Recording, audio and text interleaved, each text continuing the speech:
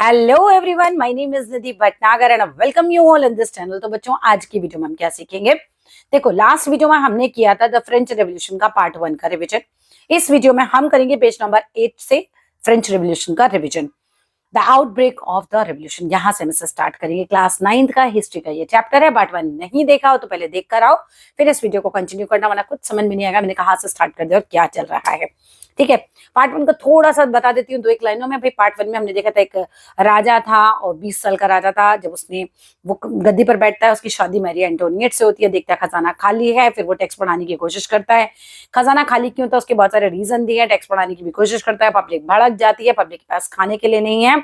और कहां से कहां तक ये कहानी जाएगी देखना, आगे की कहानी में इस राजा को मार भी दिया जाएगा। चलो, अब हम चलते हैं वापस प्रॉपर अपने पेज पर, क्योंकि बहुत टाइम नहीं ले सकते। आधा घंटे का रिवीजन हमने पहले बना रखा है, सो बहुत बड़ा रिवीजन नहीं है, वो आप आराम से देख सकते हैं।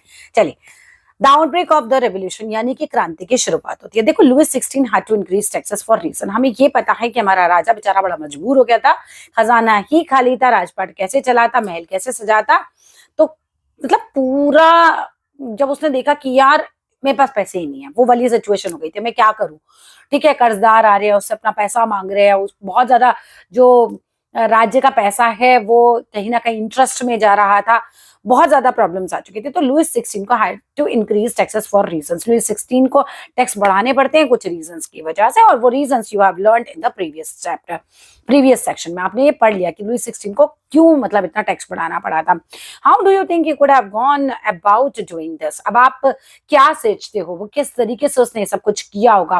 क्या टैक्स बढ़ाना राजा के अपने हाथों में था? नहीं, राजा को उस समय इतनी पावर नहीं थी कि वो टैक्स अपनी मर्जी से बढ़ा सकता था, बल्कि स्टेट जनरल की मीटिंग बुलानी पड़ती थी और उसके अकॉर्डिंग टैक्स बढ़ाया जा सकता था।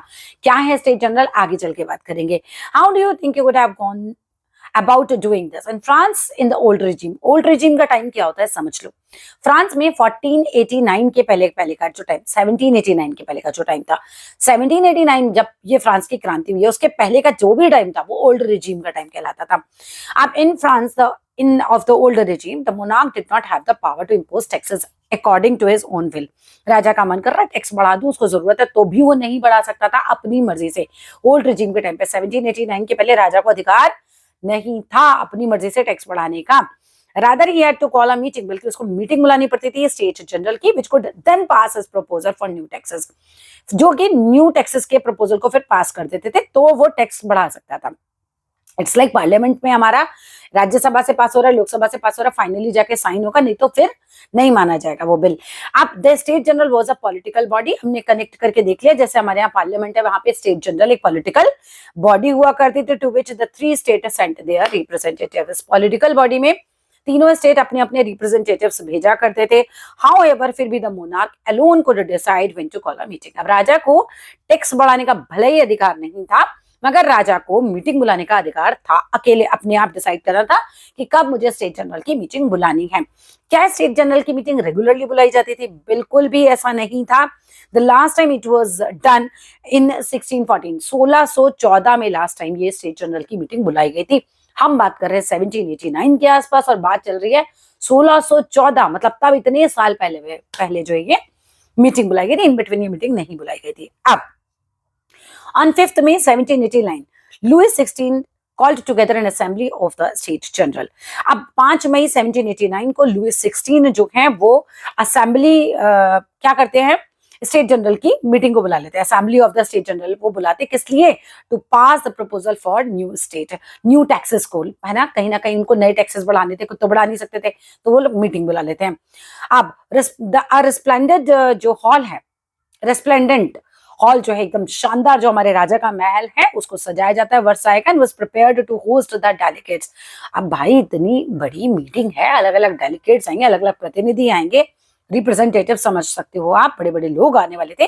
तो पूरे हॉल को खूब वर्साई का सजाया जाता है, महल को एक तरीके से, महल का जो हमारा हॉल है वहां को।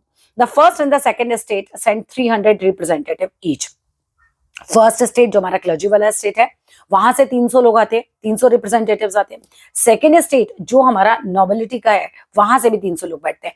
300 ऐसे लाइन में बैठे हैं, 300 ऐसे लाइन में बैठे हैं, समझ लो राजा बैठा है, राजा के इधर इधर आमने सामने, ये इस तरह से पब्लिक बैठ जाती है आके। The first and the second states and 300 representative each who were seated in row facing each, है ना, आमने सामने, जैसे राजा के महल में बैठे थे, ईच एक दूसरे को चेहरा करके बैठे होते हैं ऑन टू साइड्स, वाइल जो 600 members of the third state होते हैं वो तो पीछे खड़े होते हैं, एट द बैक खड़े होते हैं, स्टैंड एट द बैक. अब the third state were represented by it's more prosperous and educated member. Third state को कौन रिप्रेजेंट कर रहा था? जो थर्ड स्टेट के हमारे मोर प्रॉस्परस लोग थे, जिनके पास थोड़ा पैसा आ गया था, जो लोग थोड़े समृद्ध थे और प्लस एजुकेटेड लोग आए हुए थे वहां पर. Peasants, artisans, women's were denied entry to the assembly. ना तो किसानों को अंदर आने का अधिकार था, ना आर्टिशंस को अंदर आने का अधिकार था, ना औरतों को तो बिल्कुल ही कोई अधिकार नहीं थे, तो उनको भी अंदर आने का अधिकार नहीं था इस मीटिंग के अंदर. बल्कि क्या था, however their grievances and demands were listed in some 40,000 letters which the representatives had brought with them. 40,000 खत लिखे लोगों ने, अपनी ग्रीवियंसेस, अपनी परेशानी, अपनी मुसीबतें जो इन लेटर्स में लिखी थी. और ये जो रिप्रेजेंटेटिव 600 लोग जो इनकी तरफ से गए थे, उनके हाथ ये लेटर भिजवा दिए गए थे. Voting in the state general in the past had become conducted according to the principle that each state has one vote. Voting कैसे होती थी? फर्स्ट स्टेट के जितने लोग बैठे हुए हैं उनका एक वोट है, सेकेंड स्टेट के जितने लोग बैठे हुए हैं उनका एक वोट है, थर्ड स्टेट के जितने लोग हैं पीछे उनका भी एक वोट है. अब देखो, राजा को टैक्स बढ़ाने हैं, फर्स्ट स्टेट के लोगों को टैक्स मिलेगा, सेकेंड स्टेट के लोगों को टैक्स मिलेगा, ये दोनों मना क्यों करेंगे? हो गए 2 वोट. ठीक है, तीसरे स्टेट के लोगों को सिर्फ टैक्स देना है, वो तो मना करेंगे, तो वो हार ही जाने हैं. सीधी सीधी सी बात है. यही होता था उस समय. मतलब बेवकूफ बनाने का तरीका था एक तरीके का, कि फर्स्ट स्टेट का एक वोट होगा, सेकंड स्टेट का एक वोट होगा, थर्ड स्टेट का एक वोट होगा. पब्लिक कितनी है उससे कोई फर्क नहीं पड़ता, या 300 है वो 600 है, उससे भी कोई फर्क नहीं पड़ता. तो ये उस समय एक तरीका चल रहा था वोटिंग के लिए. This time too Louis XVI was determined to continue the same practice. अब इस समय लुइस 16 सोचता है कि हाँ यही प्रैक्टिस मुझे करनी पड़ेगी, टैक्स में आराम से बढ़ा लूंगा. But members of the third state demanded that voting now be conducted by assembly as a whole. अब की बार थर्ड स्टेट ने कहा कि नहीं भाई, वोटिंग होनी चाहिए पर बंदा पर पर्सन. ठीक है, demanding the voting now be conducted on the assembly as a whole where each member would have one vote.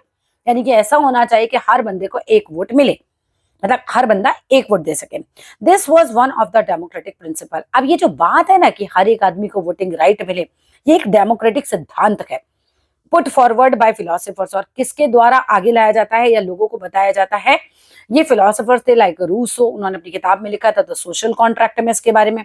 When the king rejected this proposal, लेकिन राजा साहब तो भाई बिल्कुल नहीं माने.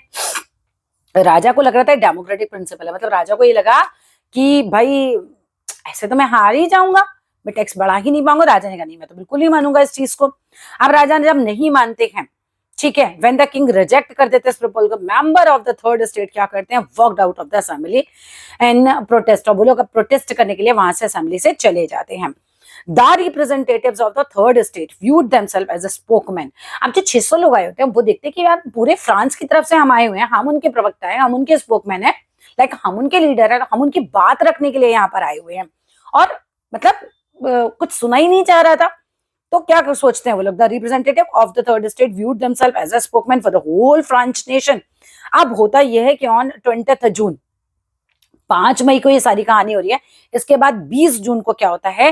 दे assembled in the hall of an indoor tennis court in the grounds of Versailles. Versailles के महल में एक टेनिस कोर्ट होता है, वहां जाके ये सारे 600 लोग जो है इकट्ठे हो जाते हैं.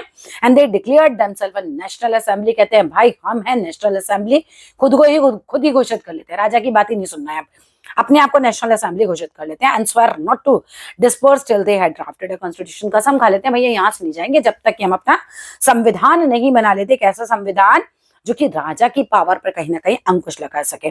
ठीक है, so they declared themselves as a national assembly and swear, कसम खाते हैं, नॉट टू डिस्पर्स, मतलब नहीं जाएंगे टिल दे हैड ड्राफ्टेड, जब तक वो ड्राफ्ट नहीं कर लेते. क्या चीज? एक कॉन्स्टिट्यूशन, एक संविधान. किसके लिए? फॉर फ्रांस के लिए. That would limit the power of the monarch, जो राजा की पावर को लिमिट करे. इन्हें राजा को पावर देने में मनाही नहीं थी, लेकिन इतनी निर्कुंज पावर, ऐसा डेस्पोटिक पावर नहीं दी जा सकती थी राजा को कि वो जो चाहे कर रहा है एक तरीके से. आगे सुनो कहानी क्या चलती है. दे वर लेड बाय मिराबियो एंड आबेसिये. अब मिराबियो और आबेसिये इनके समझ लो लीडर थे. मिराबियो कौन था? कोई क्या गरीब फैमिली का था? नहीं, Mirabeau was born in a noble family. Mirabeau जो था वो एक नोबल फैमिली को बिलोंग करता था. And he was convinced of the need to do away with the society of feudal privileges. और वो ये मानता था कि सोसाइटी में फ्यूडल प्रिविलेजेस नहीं होने चाहिए. इस तरह के जो विशेष अधिकार दिए जा रहे हैं ये नहीं होने चाहिए। He brought out a general, उसने एक पत्रिका निकाली जैसे आपका मैगजीन टाइप होती है, वो उसने निकाली एंड डिलीवर्ड पावरफुल स्पीच, उसने खूब पावरफुल स्पीच दी, बहुत सारी स्पीचेस दी थी क्राउड को, भीड़ को, बहुत सारे पब्लिक के आगे जो कि असेंबल थी एट वर्साई। वर्साई के महल में पब्लिक इकट्ठी है और ये खड़ा होके स्पीच दे रहा होता है। आगे चलते हैं, फिर क्या होता है। आबेसिये ओरिजिनली कौन थे, वो तो मिराबियो की बात होगी। अब आबेसिये को समझ लो। आबेसिये ओरिजिनली एक प्रीस्ट थे, देखो फर्स्ट स्टेट का आदमी है ये, लेकिन फिर भी इनकी मदद करता है। आबेसिये जो थे ओरिजिनली एक प्रीस्ट थे and wrote an influential pamphlet, उन्होंने एक बहुत ही इन्फ्लुएंशियल, प्रभावपूर्ण हम बोल सकते हैं, एक पैम्फलेट निकाला था, प्रचार पुस्तिका जिसे बोलते हैं, प्रचार करने के लिए लोगों के बीच में ऐसी एक किताब सी बनाना, जिसको किताब को नाम दिया था उन्होंने what is the third state. Third state क्या है। While the National Assembly was busy at Versailles, अब हम बात करते हैं जब नेशनल असेंबली बिजी थी वर्साई के महल में ड्राफ्टिंग कॉन्स्टिट्यूशन, संविधान बनाने के लिए, the rest of the France सथ विद टर्मोइल, पूरे फ्रांस में जो है वो टर्मोइल फैल गया था, मतलब एक तरीके से आतंक का माहौल था वहां पर। A severe winter had meant a bad harvest, अब हुआ क्या, वहां पे पड़ी बहुत ज्यादा ठंड, जिसकी वजह से क्या होता है, फसल बहुत ज्यादा खराब हो जाती है, बैड हार्वेस्ट हो जाती है and the price of the bread, obviously bread कुछ तो खराबी हो गई फसल, तो जो ब्रेड के प्राइस होते हैं वो बहुत ज्यादा बढ़ जाते हैं। अब ऐसी सिचुएशन में क्या होता था, ऑफन बेकर एक्सप्लॉइट करते थे इस सिचुएशन को एंड ऑर्डर्ड सप्लाईज, और जितनी भी सप्लाई थी, जो मार्केट में एक्चुअली फसल आ भी रही है उसको भी क्या करते थे, जमाखोरी कर लेते थे, जमा करके रख लेते थे। अगर पब्लिक के पास कहीं से भी मतलब मिल ही नहीं रहा होगा तो फिर वो जितना मर्जी प्राइस पे बेचे, है ना, पब्लिक को खरीदना पड़ेगा, तो लोग जमाखोरी कर लेते थे। After spending hours in long queues at the bakery, अब यहाँ बात चल रही है लेडीज की। लेडीज क्या है, बेकरी के बाहर खरीदारी करने के लिए आई हैं, बहुत लंबी लाइन लगी हुई है और बहुत घंटे उन्हें बीत जाते हैं, तो फिर उन्हें आ जाता है गुस्सा। क्राउड्स ऑफ एंग्री वीमेन क्या करती है, स्ट्रॉम्ड, धावा बोल देती है, इनटू द शॉप्स, दुकानों पर धावा बोल देती हैं औरतें। एट द सेम टाइम, उसी समय की बात है, the king order troops to move into Paris, राजा ऑर्डर देता है सेना को कि जाओ बिल्कुल पेरिस में घुस जाओ आप। ऑन 14 जुलाई की बात चल रही है। आप देखो मतलब आप ना डेट्स कनेक्ट करते चलना। 5 मई 1789 में लुइस 16 ने स्टेट जनरल की मतलब स्टेट जनरल की मीटिंग बुलाई थी। 20 जून को जाकर इन्होंने अपने आप को नेशनल असेंबली घोषित कर दिया। अब बात करें 14 जुलाई कब, 14 जुलाई की बात आ गई, ठीक है, मई के बाद हम जून जुलाई, 20 जून के बाद जुलाई, ठीक है, 20 जून के बाद 14 जुलाई।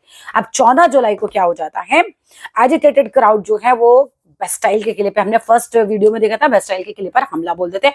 क्यों, क्योंकि उनको ये पता चला कि राजा की सेना उन पर धावा बोलने आ रही है, उन पे गोलियां चलाने आ रही है, ओपन फायर करने आ रही है। इन लोगों ने कहा हम अपनी मिलिटिया बनाएंगे, हम अपनी जनसेना बनाएंगे।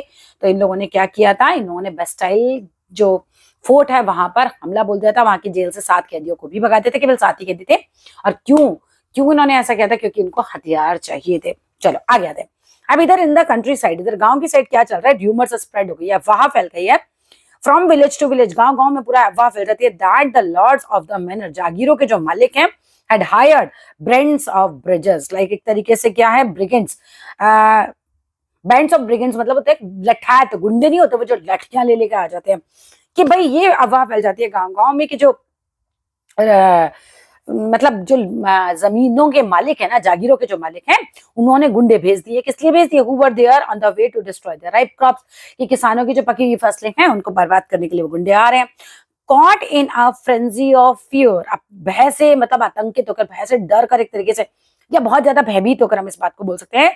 Peasant in the several district क्या करते हैं, सीज होज एंड पिचफोर्क, वो जो भी अपनी फसल उगाने के लिए जो भी फावड़ा वगैरह जब यूज करते थे ना, वो निकाल लेते हैं, होज और पिचफोर्क्स वगैरह ले लेते हैं और अटैक करते हैं शैटो पे। शैटो होता है किले वगैरह जो होते हैं, या फिर बड़े बड़े जो अमीरों के घर होते हैं उसको बोला जाता है। अब दे लूटेड होर्डेड ग्रेन्स, अब पब्लिक क्या करती है, जो जमाखोरी करने वाले लोगों ने ग्रेन्स को जमा करके रखा होता है उसे लूट लेते हैं। एंड बर्न्ट डाउन डॉक्यूमेंट्स, और डॉक्यूमेंट्स भी जला देते हैं सारे के सारे। कौन से, जो कंटेन करते थे रिकॉर्ड मैनोरियल ड्यूज को, जैसे लोग कर्जा लेते होंगे ना जिनसे, तो कागजी कार्रवाई होती है ना कि तुमने मुझसे 500 रुपए कर्जा लिया, फिर बेचारा किसान साइन मारता था, अंगूठा लगा रहा है, ठीक है, तो वो वाले जो कागज थे, मैनोरियल ड्यूज थे, वो भी जला देती है पब्लिक। चलो जी, इतना सब कुछ हो गया। Large number of peoples fled from their homes. अब जब इतनी पब्लिक टूट पड़ी तो जितने बहुत सारे नोबल्स लोग जो थे वो तो अपने घर छोड़ के भाग जाते हैं, और many of them migrating to neighbouring countries, और बहुत सारे तो आसपास के कंट्रीज में भाग जाते हैं। Faced with the power of the revolting subject, अब राजा जो है वो देखता है कि भाई पब्लिक तो पीछे पड़ गई, पब्लिक तो मतलब अब छोड़ेगी नहीं मुझे। तो जब वो इतनी पावर को देखते, इतने रिवोल्ट को देखते हैं राजा, तो लुईस 16 फाइनली क्या करते हैं, accorded recognition to the national assembly. कहते हैं हाँ हाँ हाँ हाँ नेशनल असेंबली है, तुम बिल्कुल ठीक कह रहे हो, ठीक कह रहे हो, नेशनल असेंबली है, मैं मान लेता हूँ, मैं इसे एक्सेप्ट कर लेता हूँ। Accepted the principle that his power would form now be checked by a constitution. कहता है ठीक है, मेरी पावर अब संविधान के द्वारा तय की जाएगी, चेक की जाएगी, मुझे डिस्पोटिक पावर नहीं मिलेगी, जो डिवाइन एंड डिस्पोटिक पावर राजा को मिलती थी। कहता है ठीक है ना, मतलब मरता क्या ना करता वाली हालत होगी राजा की अब यहाँ पर। तो राजा नेशनल असेंबली को एक्सेप्ट कर लेता है यहाँ पर। इसके बाद हम बात करते हैं ऑन द नाइट ऑफ 4 अगस्त 1789 में क्या होता है। द असेंबली 4 अगस्त, हम जुलाई से अब आ गए अगस्त पे, 14 जुलाई को ये सारी घटना हो रही है, आप आते हो अगस्त पे।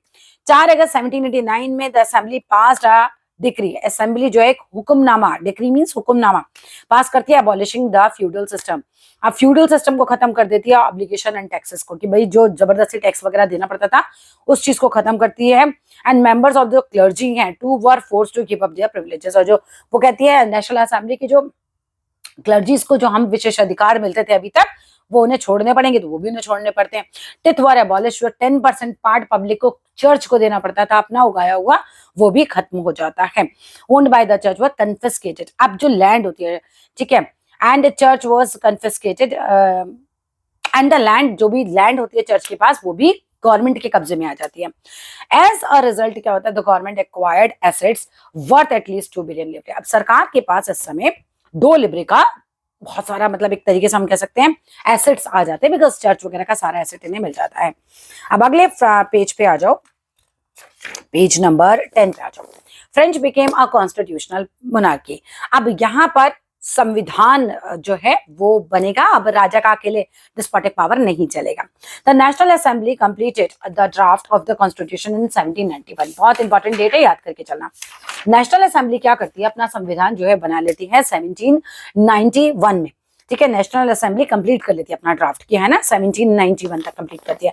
It's main objective was to limit the power of the monarch, इसका मेन ऑब्जेक्टिव ये था कि भाई राजा की पावर को किसी तरीके से लिमिट किया जाए। These power instead of being concentrated in hands of one person, ऐसा है कि ये पावर जो एक आदमी के हाथ में नहीं होकर क्या होना चाहिए था, it should be divided.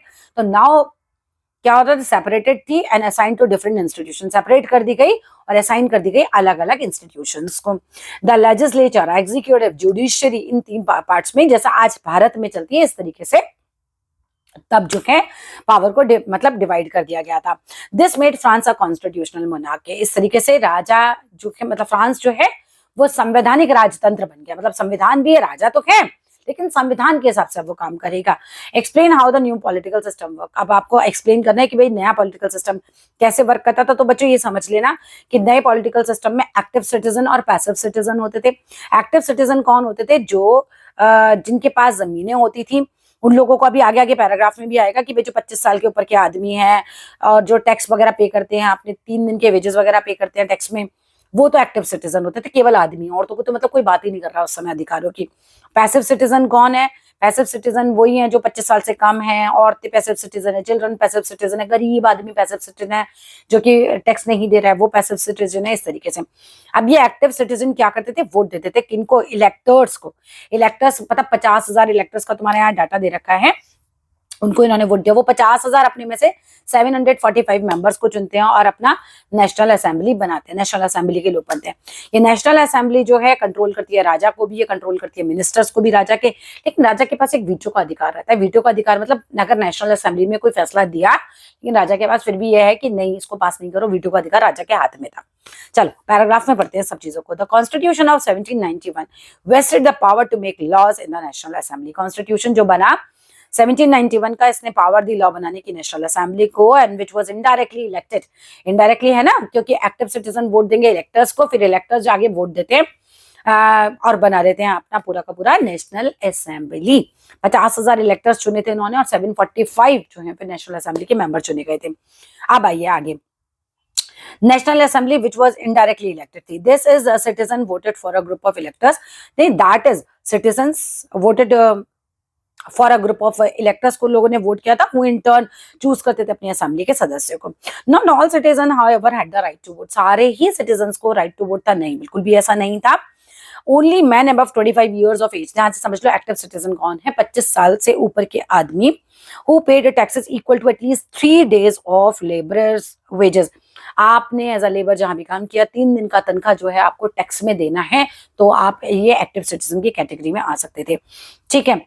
And that were entitled to vote. और फिर वो लोग एंटाइटल्ड थे वोट देने के लिए. द रिमेनिंग मैन हो गए, इसके अलावा बाकी जितने भी आदमी लाइक तो 25 साल से नीचे के आदमी है, या फिर आप टैक्स नहीं दे रहे हो, अपने 3 दिन का जो वेजेस है उसका टैक्स नहीं दे रहे हो ना, तो भी आप पैसिव सिटीजन में चले गए. विमेन भी चले गई सारी की सारी. ये सब क्लासिफाइड थे as a passive citizen. To qualify as an elected and then a member of assembly, a man had to belong to higher brackets of taxpayer. अगर आपको असेंबली के इलेक्शंस में खड़े होना है तो फिर आप वो लोग होने चाहिए जो सबसे ज्यादा टैक्स पे करते हो. Coming to the next page, page number 11, आपको एक तस्वीर दिखाई हुई है.